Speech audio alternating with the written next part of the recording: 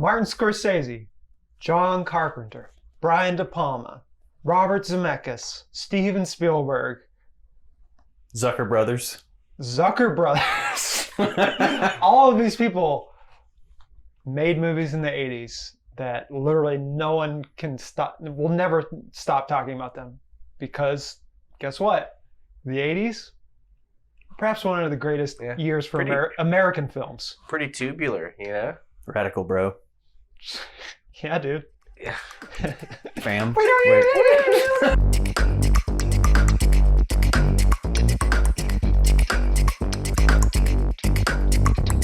We're doing top 80s. Yeah. Gonna do it a little differently this time.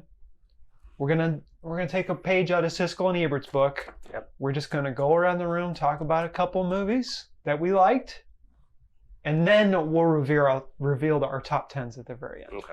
Oh, okay. So that's how they did it back in the day. Zach's is what you think a top 10 from the 80s will be. JD's a little more refined version, and mine's just like horror and sci-fi. Yeah. As my number 7, I have Burden of Dreams, which, if no one knows what it is, it's a documentary about a Werner Herzog movie, Fitzcarraldo, where they literally take a boat and put it over a mountain. As like not only happening in the film, but they did it in real life. What a pitch. Good movie about like just like guerrilla filmmaking, which Herzog's known for, but also like the madness of just like some people and having to put up with them. And, you know, that's a relatable thing even in 2023. Yeah. There's a lot of madness out there. I have to put up with you guys. I know. So make a doc about that. I'm so sorry. And macho madness, if you think about it. Okay. Well, Go forth. Whoa, he has a car! I do have a car. Whoa. My number 3 is a movie called Do the Right Thing. Maybe you've heard of it. I have seen it as well. Yes. An incredible movie. Spike Lee joined. Incredible. Just still holds up in every way. Name some of the cast members. Okay, you got Spike Lee. Well, of course, yes. Of course. Yeah, makes sense. You have Bill Nunn. Mm-hmm. You have Giancarlo Esposito. That's right. Who is just on another level. I wish he did more like this now today. You have Rosie Perez, introducing Rosie Perez. Exactly, first big role. Yep, Sam Jackson in just a killer role. He looked like he had just a ton of fun. You had John Turturro. You have the car valet from Ferris Bueller's Day Off. It is so interesting that it's staged out. It feels very much like a play. Even in the opening, it's meant to look like the kind of like fight the power dance. It's like it's clearly on a stage, but then just everything plays out as if you're watching like it could easily be like, hey, I'm just sitting in the audience of a play and I'm watching these conversations lots happen. of soliloquies. Yeah, just like little moments, but a lot of fun, a lot of very sad at the end, just a lot of just incredible moments that you remember so well, like whether it's love and hate, whether it's all the the truth, Ruth, and the ending with the pizza joint. And what's good about this movie is you could sort of show your 12-year-old. Yeah. Like you warn them ahead of time, look, there's some heavy topics, but it's a good like understanding of like how relations work in America. So, well, and even to the understanding just how interesting it is, instead of taking one side, you're saying just like love and hate, that it's like these are things like there's arguments for both. And to run that through like the like Malcolm and Martin kind of vibe to Martin Lawrence is in this too. Yeah. But to have that kind of like be the filter of everything is like no one's saying there's a right way to do it, even though they're telling you to do the right thing. It's kind of up to you. Like, okay, you're gonna go the love route? You're gonna go the like the violence route to like actually ensue real change? And so it's just a really interesting conversation movie that looks awesome. You never get tired of listening to Fight the Power. It made Spike Lee turn into one of the, like, everyone was like, who is this guy? I need to watch everything. It makes me wonder, like rewatching, like why isn't he in his movies as much anymore? Like that's a good question. I'm sure he has his reasons, but it is just interesting that to be so front and centered in his own movie, and for his other movie, a couple of his other early ones too, that like for him to be more, I'm behind the camera now. It would be interesting to like if his next one he's like, I'm going to be in front of the camera this time too. Yeah, he's good at it. So I got a stereotypical one. Ferris Bueller's Day Off. which is That's the guy from Do the Right Thing. it has that guy. Yeah. And Good segue. yeah, there we go. It's such a classic. It's funny. It's my favorite John Hughes movie. Everyone has their own.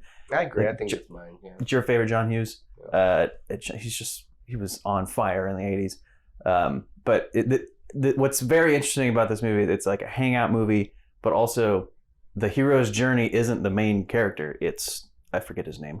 Cameron. It's Cameron is like, he does the hero's journey. And I think he should have won the Oscar for this movie. Like, his performance is amazing. But it's just a fun movie. It's like a good relaxing movie, but it's also incredibly 80s. While the 80s was a great, fun, magical time in terms of like the content that was being made, the way Cameron is played, especially at the very end of the movie, you're like, well, these actions that he did in this movie, going along with Ferris, are not going to work out well for him. Nope. At the end of the movie, he's left in such a dark, desolate place. Yeah. And that's another part of, I'll talk about my number one movie. The 80s. The 80s, yeah. There's a lot of bad things that happen that people just like swept under the rug that we're still dealing with in 2023. Yeah. So it's like, while Ferris Bueller is a great movie, it has this dark undertone about it. There's also the fan theories about like, is it all in Cameron's head? Right. Or is Ferris just like living in a time loop and stuff like that? Yeah.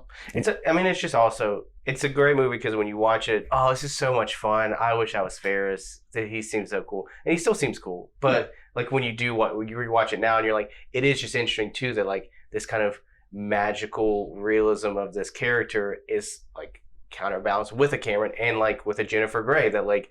We as the audience know that it is ridiculous that Ferris gets away with this, and we sympathize with those other characters instead of it just being totally about, man, Ferris is the coolest. Now I'm gonna go to a Brian De Palma movie, Blowout, starring John Travolta and John Lithgow, and it's a political assassination movie, but the way it's shot, De Palma was on something making this movie, and the way John Travolta makes it, because he's just like he just records sound out in the world, and he catches a murder, which is technically based, well, not a murder, a car crash. Yeah. It's based off of the Kennedy car crash from back in the day, but this one takes a whole different route, and there's like political assassination and stuff, and John Lithgow is just like, plays a terrifying dude. It's got split diopter shots, just all over the place. Favorites. I love those shots, man. But it's like the opening of the movie. Yeah. Like there's an owl. The owl, but I always think about the owl. And Terrell's being like, the sound editing in this movie and the editing in general and the climax of this movie, it's just, I fell in love with De Palma movies watching this one, and then I went back and watched other ones, and De Palma is hit or miss, but I love that he's hit or miss because he's always taking chances. Yeah. And that's what I love about a lot of 80 films is they took a lot of chances. Mm-hmm. Like Spielberg refined the blockbuster in the 80s. Zemeckis changed how sci-fi movies can be mainstream. And so it's like, I love that Blowout. It's still underrated because no one really talks about it outside of like Criterion. And like film students. And film nerds and stuff. It's like, it's well made. It's a great political action thriller. It's a great John Travolta performance, which we have. Don't get a ton. We don't get a lot. Yep. But go watch it. I implore you. My number two, which now I'm realizing that it's got the same word as my last one, The Thing. It does. Wow. Yeah. Huh? This was on my list too. Yeah, this was on yours. And you have other Carpenter. My whole list could have been Carpenter. The Thing may be one of the best. It's just the best everything. Best remake. Mm-hmm. One of the best sci-fi horror films. One of the best like special effects movies. Oh. It just is so cool and so awesome. There's not even much like there. You could get into the whole like conspiracy. Who can you trust? Mm-hmm. Who do you really know the people around you? That the whole kind of paranoia about it. But even take that away and it's just a cool freaking movie. Kurt Russell looks so cool. Keith David looks cool. The alien's cool. Like it's just they're like, hey, you know what's cool? Antarctica. Let's set it there. It's literally cool. And it's like, actually cool there. And so there's just not. We've talked about this movie a ton, and we'll continue to talk about it as long as it's as long as we're alive. Yeah. But it is like that's all I can say about it. It's a cool movie. with a cool, just cool things. Cool. It's very cool. I don't know if it's Carpenter's best, but it's definitely It's up there. probably my favorite. Yeah. You know. And it plays different the more times you watch it. Yeah, what's good about it. and I love that, and I do. And also just kind of like the lore around it has just been built out too, which is interesting. That like there's video games or board games, and there's an unfortunate prequel, and but that it's cool that we have this one thing that it's like kind of it shows up in Halloween before he remakes it. I just love the kind of like it's obvious to me that like Carpenter. This was like I want to do this and I'm just gonna go so hard, and he does, and it rolls. It's cool. You know what else is cool? Mozart. Number 2. My second favorite movie of the 80s is Amadeus, which is I think the only Best Picture winner out of all of our lists. I'm not sure what's on yours, but I mean, I have a couple that should have won. Yeah, E.T. should have won as well. I have Raging Bull. Right, Raging Bull should have won. Anyway, so Amadeus is like a 3-hour epic biopic with I know I'm all the pitch is incredibly boring. It's no, it's not. It makes Amadeus actually sound. It makes Mozart interesting to me. It does, and it's like a the typical ego versus talent in all of that stuff, which my favorite movie is The Social Network. It's basically the same movie. Mozart and Salieri work together after hating each other for decades, and on his deathbed, like they're working together to make this masterpiece, and it's like goosebump inducing like filmmaking. It's perfect. It's just I would argue a perfect movie. Like all of the performances are amazing. The editing's great.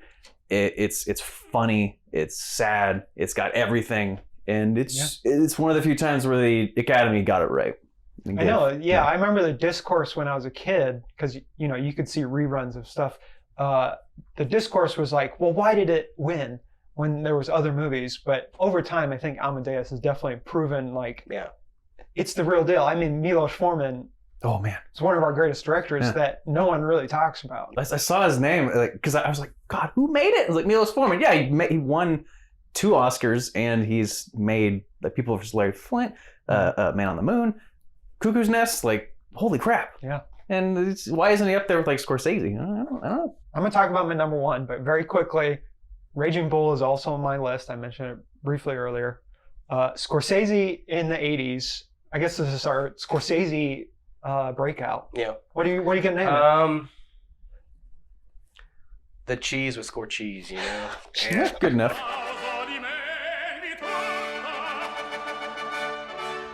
Cutting the Scorcheese, if you will. Anyways, in the '80s, he starts off with Raging Bull. More Martin. There we go. Yes. More with Martin. More with Marty. Yep. More with Marty. I don't care. There it is. I don't care. Anyways, in the '80s, Scorsese starts with Raging Bull, then does King of Comedy. Then he just sort of does After Hours. He sort of has Raging Bull and King of Comedy don't really do well at the box office. So he kind of does After Hours. Then he does The Last Temptation of Christ, the end of the '80s. And then, so like his '80s is buck wild. It's very interesting. To say the least. I think it's his wilderness, Yeah, it's just kind of, He's just out there doing whatever, hoping it sticks, hoping it lands. That's the Scorcheese. The Scorcheese. And we're checking out the Scorcheese.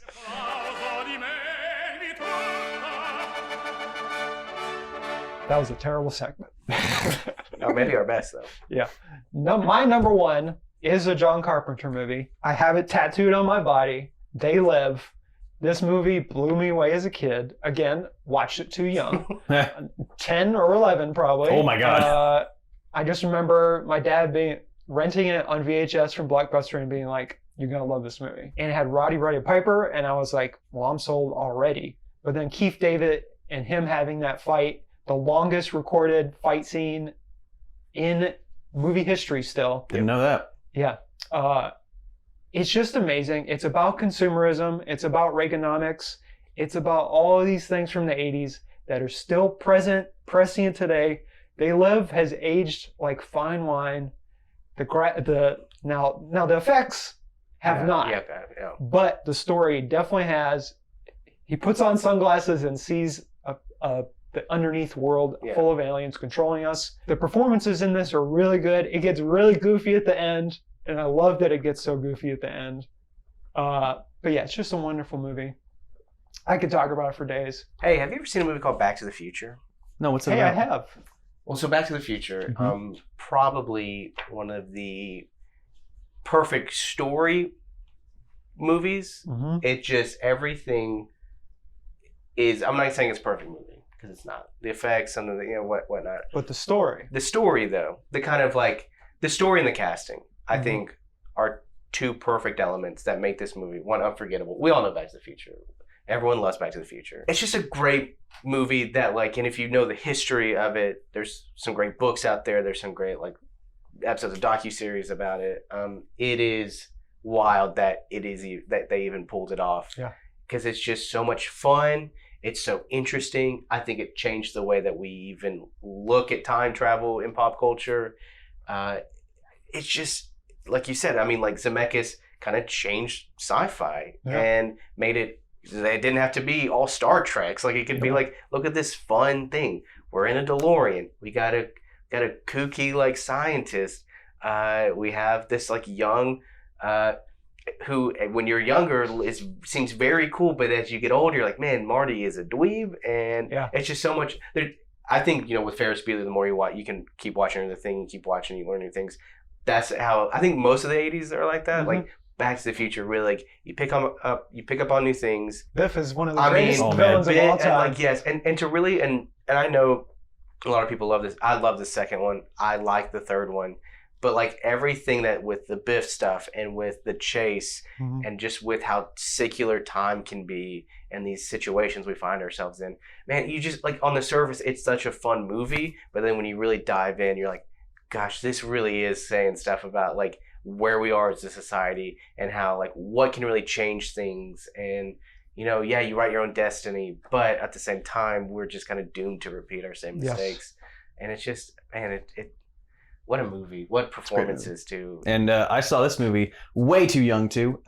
Airplane is my top movie of the 80s. I'm sorry, what? I love Airplane. So this movie is, if you're a comedy nerd, this is perfection on film.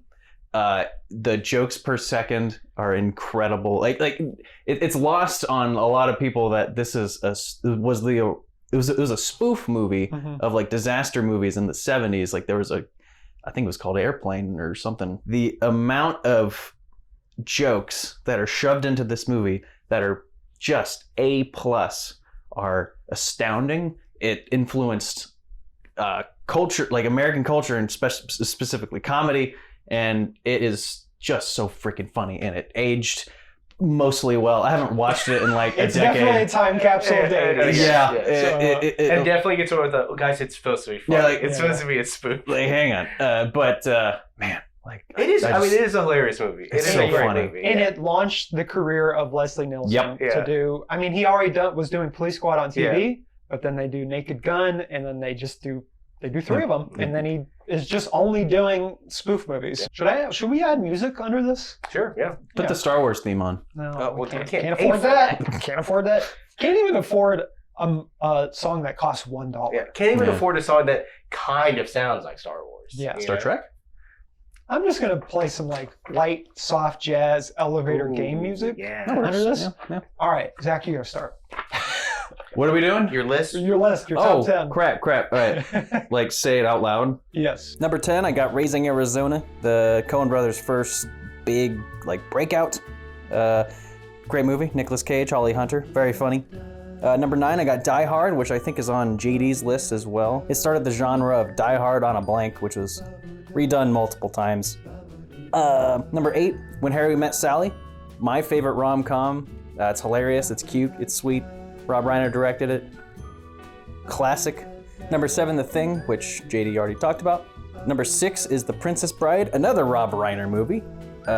This is a movie that everyone will find something to love. From 10-year-olds to 8-year-olds to me now. Great movie. Number 5, Back to the Future, which JD also talked about.